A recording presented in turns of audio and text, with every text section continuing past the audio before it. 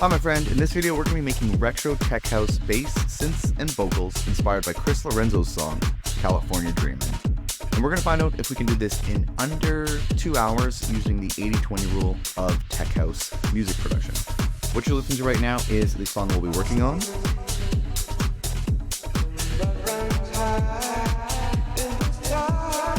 And what you're looking at right now is the Ableton project file that we'll be working on. We're going to go in order of how I actually built things out. So we're going to be starting off with the bass, layer by layer, and then we're going to be diving into this melodic group where we're mostly going over vocals for this track. Make sure you stick around to the end of the video because we'll be doing a full recap of the 80-20 rule so you can apply what you learn here to your own music. Because all in all, it only took about 2 hours for me to recreate the bass and the vocals and kind of flesh out this full track. So if finishing songs faster just like this is something that you'd like help with, I've also made you a free bundle of templates, samples, and special bonuses that I just completely finish one song just like this every single week. Just visit the link that's on screen now or the link that's in the description to grab the ultimate song finishing toolkit for free. And if you want to take things to the next level, you can find a link to this video's project files in the description as well. With that said, let's jump into this. Alright. So when it comes to kind of all the melodic elements for this one, we're going to go over the bass and really just vocals, which is really cool about this track. It's really just drums, bass, and vocals and some kind of effects and stuff like that. First thing that I always do is do the drums first, so if you haven't seen that yet, make sure you check that out. Drums is always the first thing I tackle when doing these things, and making sure that the reference track is in here so you can flip back and forth while you're making all your decisions while you're producing and mixing and everything like that. So with the drums kind of set, let's take a listen to the bass that came up with it. And with the drums.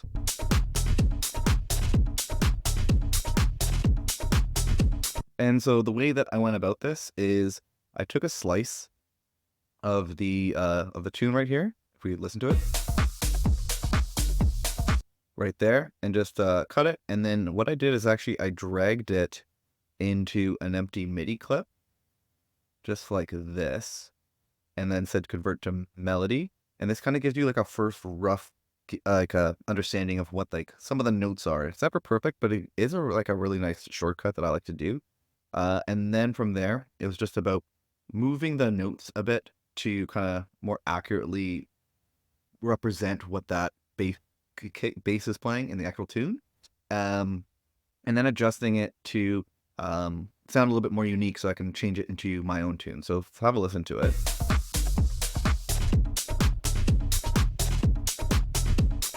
So this is what we ended up with. Take a look at the pattern, have a look at it. I'm not the best at explaining into the music theory. That's kind of why I use these like tools where you can convert to melody and all that. And then once the notes were in place, let's take a look at the sound design. So what I usually like to do is have two bass tracks. One is the sub, taking care of the low end, and another is the mid bass that's taking care of a bit more of the character. So if we have a listen to just the sub, it sounds like this.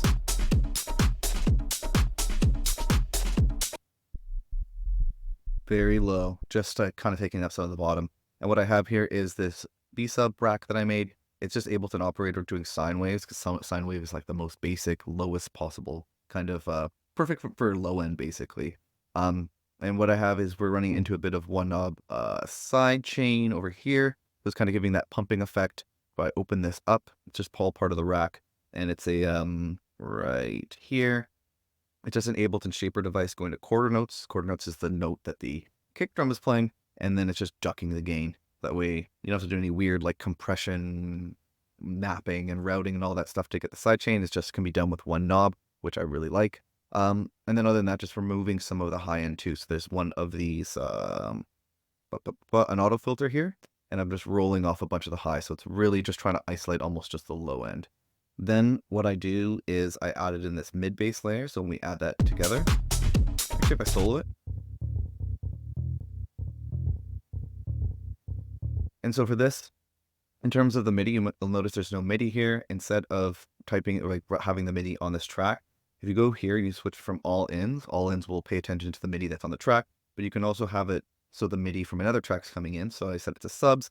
So if I make any changes here, it's automatically be routed in here. What I did was found a cool basic like a bass guitar one shot, and then in Splice And then I also have this pitch device, so it's going up, I think 3 octaves, because when you do that little trick where the all-ins or the subs MIDI is coming into your mid-bass MIDI track, that sub octave might be too high or too low. So instead of having to duplicate it and like shift it up a bunch, you can use one of these pitch devices to just do it right from there. Then another big thing when working with mid-bass is removing some of the low end here so that the sub is taking care of that low end. And then I just removed some of the high end to kind of shape it a bit. And then we're doing a little bit of this one knob sidechain again, a little bit of saturation to fill out the sound a little bit. And I'm also using this one knob width plugin called Polyverse Wider, which is really sweet. And I've just mapped the core knobs here to an Ableton rack. So I'm adding a bit of width. So the mid bass is taking a little bit more of a stereo fullness kind of effect going on, while the sub is centered and just taking care of all of that low end. That kind of look and listen to that, because really there's not too much here when it comes to the rest of the tune. I'm going to show you what we have going on melodically. So what I decided for this one was I wanted to kind of do a similar thing where instead of like California Dreamin', like an old band from that era, I went with the Zombies' Time of the Season. And I'll kind of show you what it looks like here. So at the beginning of the track, there's just this little...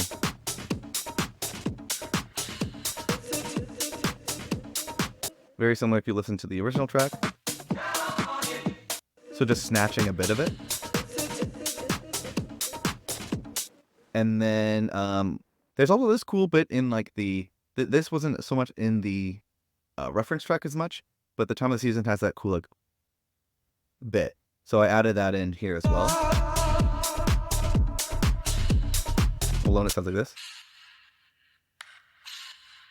And to get the vocal, what I did was I found the song on YouTube, to be honest, and then I uploaded it into Lala, and I used that separate stem separation to get the vocal separated by itself. Let's have a listen to it when like the full tune kind of playing in.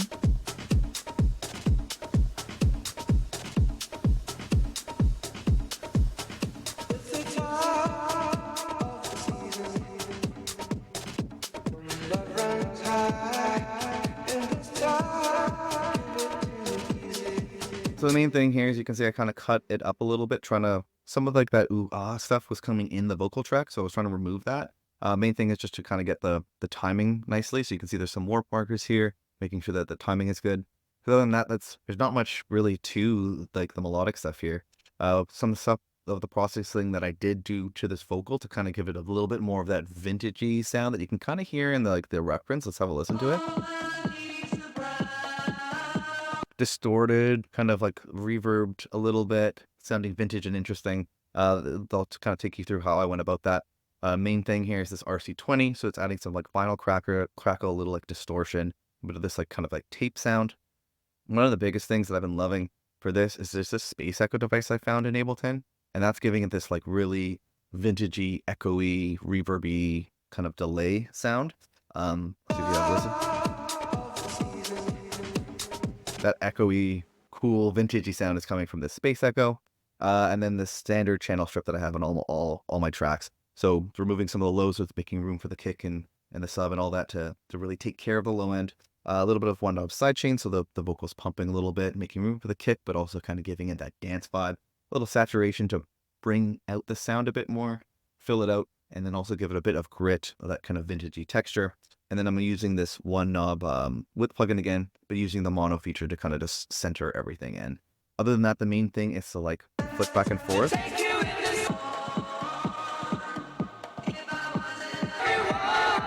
Flick back and forth between that, really focusing on the vocal, trying to get the volumes right. Really, one of the main things is the volume. So if you can focus on that, you're really in good shape.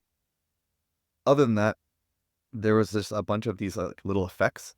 Because what's so really cool about this track is it's really just drums, bass, vocals, and a little bit of like effects. So you might hear, let's try it over here.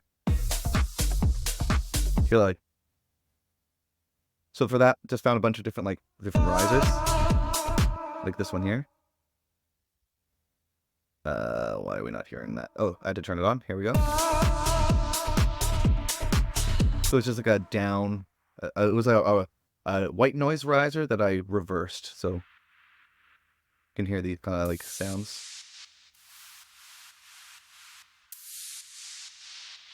are all over the place in the, and that's really kind of the main thing. It almost happened at the beginning of each bar or each phrase. And if you listen to the reference, that kind of thing. So that's really all there is to it when it comes to the melodic stuff. The main thing is getting the bass and then like a cool vocal. And then as like a little bonus, we'll also do a little bit of a look at the arrangement. So usually what I'll do, one of the first things also is once I get the reference track in here, I'll also use these empty MIDI clips here to kind of signal where all of the different parts of the song are. So that way I can know when I want to work on the drums, I'm going to go to the intro or the outro. When I want to work on the vocals, I'm going to go to one of these drops. And it also really helps because then once you build up the song vertically, maybe you get like a point like this.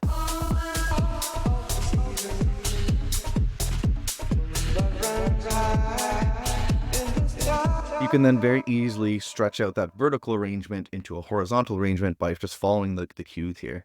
So this one, it's always usually moving in 16 or 32 bars. So it's 16 bars of intro, 16 bars of the sub. Quite a long break here, which is really cool. And about 32 bars of a drop. Then it builds down. So the build down would be like there's vocals, building down, no vocals, and it has this part where it's removing a bunch of the drums. And then a big cool thing is like letting the vocal play by itself.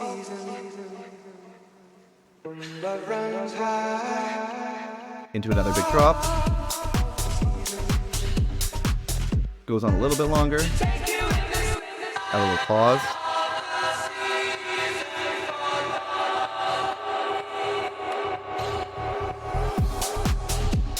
And then about, I want to say, I think it's about 32 bars of a build down. So it's like no vocals are playing. It's allowing the DJ to kind of mix out.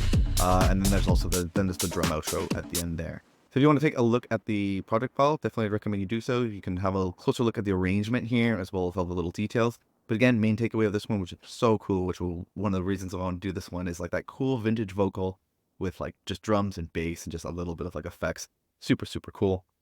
So yeah, if you want to check that out, you can. Also, we'll do a recap of the 80-20 rule when it comes to all this, so you can apply what you're learning to your own music. And before we also move on, I want to mention that this video is sponsored by our friends over at Rocket Powered Sound. They hooked up the kick drum samples that you're hearing in this track, which is super useful because the kick is a very important part of the drums. And if you'd like, you can grab this. It's from their Ultimate Sample Pack. You can get 30% off by using the link that's on the description or on screen right now. Thank you to our friends for that. And with that said, let's jump into the 80-20 rule for this one. Hi, my friend. Matt from Best Friends Club here. And if you've been paying attention, then you've probably figured out what the 80-20 rule is when it comes to creating melodic elements like synths and vocals for your music. The goal here is to get 80% of the result with only 20% of the time, energy, or effort. And because the first key to the 80-20 rule when building out your melodic elements is to use a reference track, we are making sure that we're effortlessly hitting 80% of a very professional benchmark.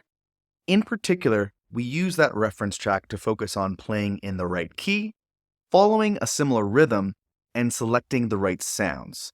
This just keeps things fast and focused.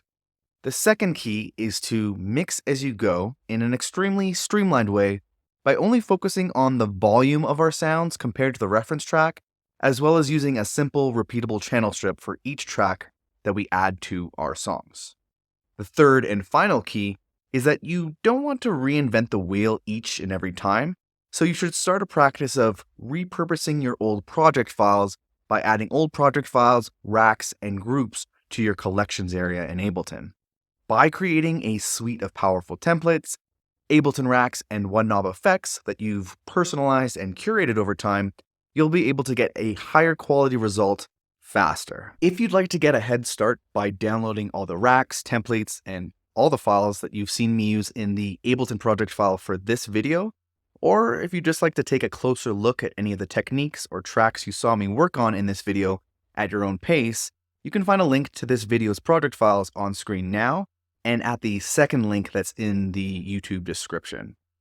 I'm recreating a different song from the Beatport top charts every single week and making the project files available to anyone who wants them.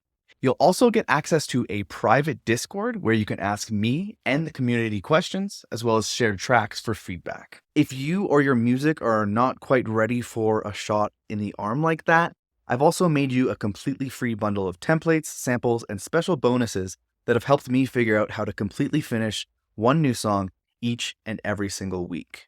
And you can grab that free Ultimate Song Finishing Toolkit by visiting the first link that's in the YouTube description here. However, if you just feel like staying on YouTube for now, that's totally fine. Save that link for later and check out this playlist of videos where I remake other melodic elements like synths and vocals from other songs in the Beatport top charts. Or if you want to take what you've learned in this video to the next level, check out this video right here.